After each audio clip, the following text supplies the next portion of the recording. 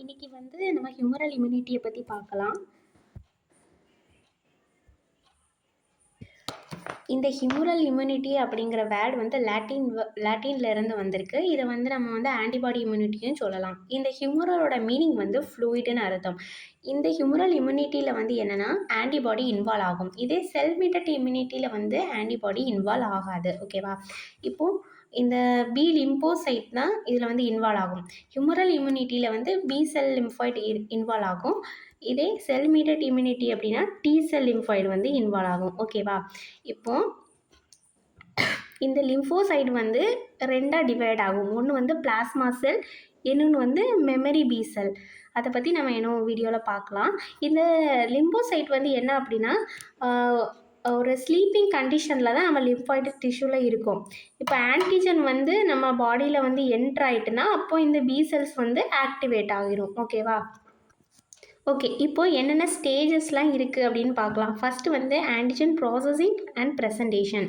ஒரு ஆன்டிஜன் வந்துச்சு அப்படின்னா அதை வந்து ப்ராசஸ் பண்ணி ப்ரெசன்டேட் பண்ணும். அதாவது எம்ஹெச்சி மாலிகுல் வந்து அதை ப்ரெசென்ட் பண்ணும். ஓகேவா? தென் இந்த ப்ரெசென்ட் பண்ண இந்த ஆன்டிஜனை வந்து யார் ரெகக்னைஸ் பண்ணிட்டு வருவா அப்படின்னா பி லிம்போசைட்ஸ் வந்து ரெகக்னைஸ் பண்ணிட்டு வரும். இதை ரெகக்னைஸ் பண்ணதும் இந்த ரெண்டு பி செல் அண்ட் ஆன்டிஜன் வந்து பைண்ட் ஆனதும் அந்த லிம்போசைட் வந்து ஆக்டிவேட் ஆயிரும். ஆக்டிவேட் ஆனால் என்ன ஆகும்? ஆன்டிபாடிஸை வந்து ப்ரொடியூஸ் பண்ணும்.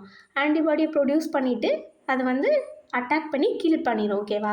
அது வந்து கில் பண்ணுற direct phase and indirect phase அப்படின்னு ரெண்டு மெத்தட் இருக்குது. இதை பற்றி நம்ம வீடியோவில் பார்க்கலாம். ஓகே, ஃபஸ்ட்டு என்ன அப்படின்னா ப்ராசஸிங் அண்ட் ப்ரெசன்டேஷன். ஓகேவா? இந்த செல் இருக்குல்ல, இந்த செல்லோட பேர் வந்து ஏபிசி செல்ஸ் அப்படின்னு சொல்லுவாங்க. ஏபிசி செல்ஸ் அப்படின்னா ஆன்டிஜன் ப்ரெசென்டிங் செல்ஸ். ஓகேவா? ஒரு ஆன்டிஜனை வந்து ப்ராசஸ் பண்ணி ப்ரெசன்டேட் பண்ணும். அது எப்படின்னு பார்க்கலாம். இந்த செல்லுக்கு வந்து என்னென்னா ஃபேகோசைட்டோசிஸ் பண்ணும். ஓகேவா? இந்த ஃபேகோசைட்டோசிஸ் அப்படின்னா ஒரு செல்லை வந்து விழுங்கும். அதுதான் அது வந்து அந்த ப்ராசஸ் எப்படின்னு பார்க்கலாம். இப்போது இந்த ஏபிசி செல்ஸ் வந்து ஃபாரின் ஆன்டிஜனை வந்து என்ன பண்ணுது? என்ஹல்ஃப் பண்ணுது, விழுங்குது. இந்த இருக்குதா, இந்த ஆன்டிஜன் இருக்குது அப்படின்னா இதை வந்து என்ஹல்ஃப் பண்ணுது. என்ஹல்ஃப் பண்ணுற இதை வந்து நம்ம என்ன சொல்கிறோம் அப்படின்னா ஃபேகோசைட்டோசிஸ் அப்படின்னு சொல்கிறோம். ஓகேவா? இப்போது இந்த விழுங்கின ஆன்டிஜன் வந்து ஒரு மெம்ப்ரெயின் பவுண்டால் கவர் ஆகுது. ஓகேவா? கவர் ஆகுறத நம்ம வந்து ஃபேகோசோம்ஸ் அப்படின்னு சொல்கிறோம். ஓகேவா? இப்போது இந்த ஆன்டிஜன் ப்ரெசென்டிங் செல்ஸ் உள்ளே வந்து என்னது லைசோசோம்ஸ் இருக்கும். ஓகேவா? இதான் லைசோசோம். இந்த லைசோசோம்ஸ் வந்து என்னது? அந்த ஃபேகோசோம்ஸ் கூட பைண்ட் ஆகுது. ஃபேகோசோம்ஸ்னால் நம்ம என்ன சொன்னோம்? அந்த மெம்பரைன் பவுண்ட் ஆன்டிஜனை வந்து நம்ம ஃபேகோசோம்ஸ் தான் சொன்னோம். ஓகேவா? இதை வந்து இந்த ரெண்டுமே வந்து என்ன ஆகுதுன்னா பைண்ட் ஆகுது. ஓகேவா? பைண்ட் ஆகி நமக்கு வந்து ஃபேகோ லைசோசோம் வந்து உருவாகுது. ஓகேவா? இந்த ஃபேகோ லைசோசோம் வந்து உருவாகினதும் இந்த லைசோசோமில் நிறைய என்சைம்ஸ் இருக்கும். அப்படி தானே? இந்த லைசோசோமில் உள்ள என்சைம் எல்லாமே ரிலீஸ் ஆகிறது. இது எல்லாமே ரிலீஸ் ஆகி இந்த ஆன்டிஜனை வந்து சின்ன சின்ன ஃப்ராக்மெண்ட்டாக கட் பண்ணுது. அது வந்து அதை டீக்ரேட் பண்ணால அழிக்கலை. ஞாபகம் வச்சுக்கோங்க. இப்படி இருக்க ஆன்டிஜனை வந்து அது வந்து கொஞ்சம் கொஞ்சமாக கட் பண்ணுது. ஓகேவா? கட் பண்ணிவிட்டு இந்த எம்ஹெச்சி மாலிகுல் என்ன பண்ணுது அப்படின்னா இந்த ஆன்டிஜனை ஷோகேஸ் பண்ணுது. அப்போ தான் இந்த பி செல்ஸ் வந்து அதை ரெகக்னைஸ் பண்ணும். அதுக்காக வந்து என்னென்னா அது வந்து ஆக்டிவேட் இதில் பண்ணி வைக்குது. ஓகே, எக்ஸஸாக இருக்கிற இதை வந்து என்ன அப்படின்னா வெளியே தள்ளிடும். இதை வந்து நம்ம எக்ஸோசைட்டோசிஸ் அப்படின்னு சொல்கிறோம். ஓகேவா?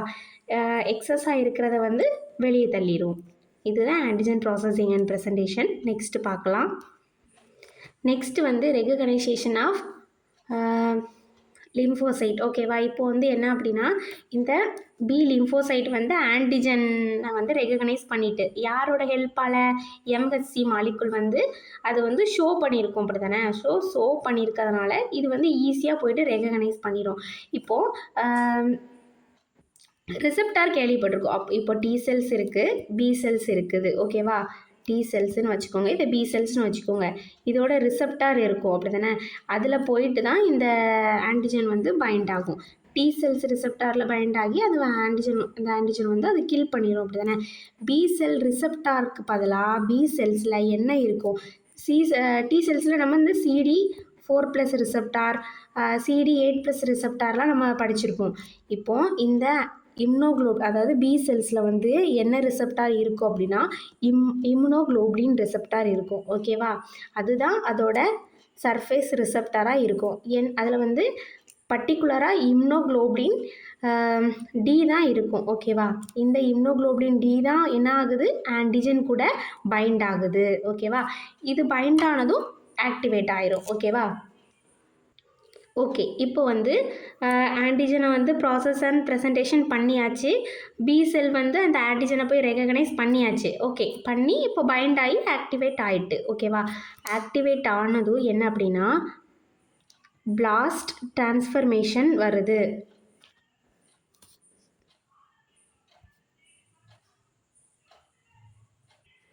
இந்த பிளாஸ்ட் டிரான்ஸ்ஃபர்மேஷன் அப்படின்னா என்ன அப்படின்னா, இப்போது அந்த ஆன்டிஜன் இருக்குது, இந்த ஆன்டிஜன் கூட போயிட்டு இந்த பி செல்ஸ் வந்து பைண்ட் ஆகுது. ஓகேவா?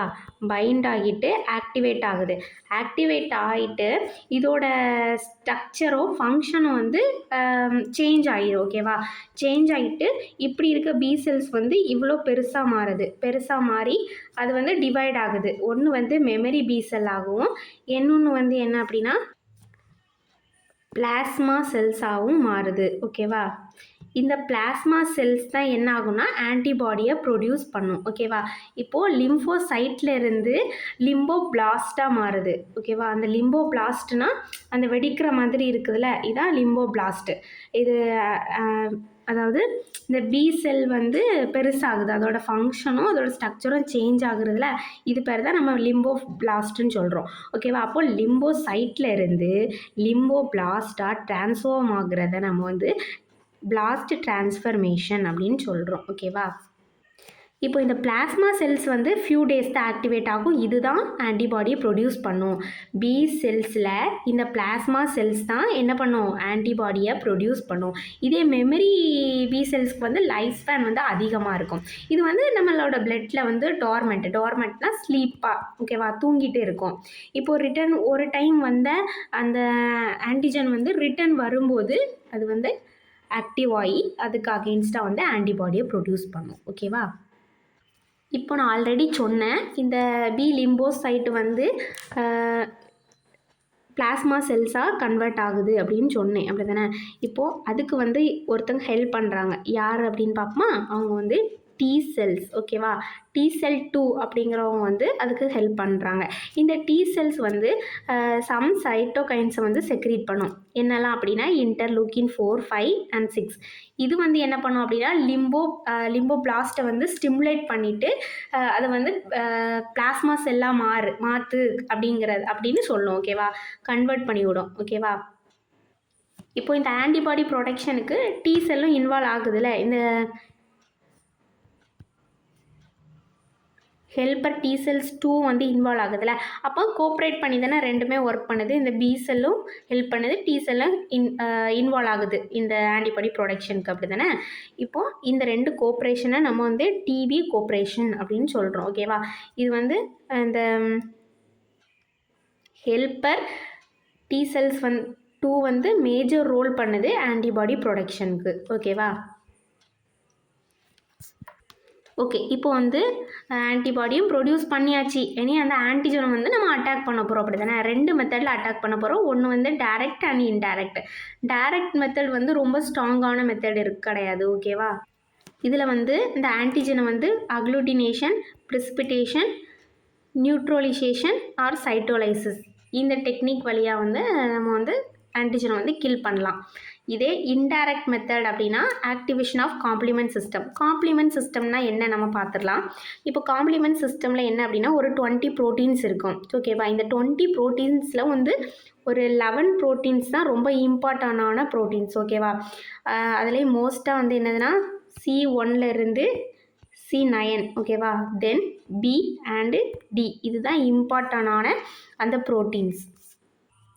இது வந்து பிளாஸ்மா ப்ரோட்டீனில் வந்து இருக்கும் ஓகேவா. பட் இது வந்து இன்ஆக்டிவேட்டில் தான் இருக்கும், இன்ஆக்டிவேட் ஸ்டேஜில் இருக்கும். எப்போ இந்த ஆன்டிஜனும் ஆன்டிபாடி காம்ப்ளெக்ஸ், அதாவது 2 பேருமே எப்போ சேர்றாங்களோ அப்போ வந்து இது ஆக்டிவேட் ஆகும் ஓகேவா. இதை வந்து நம்ம கிளாசிக்கல் பாத்வே அப்படின்னு சொல்கிறோம்.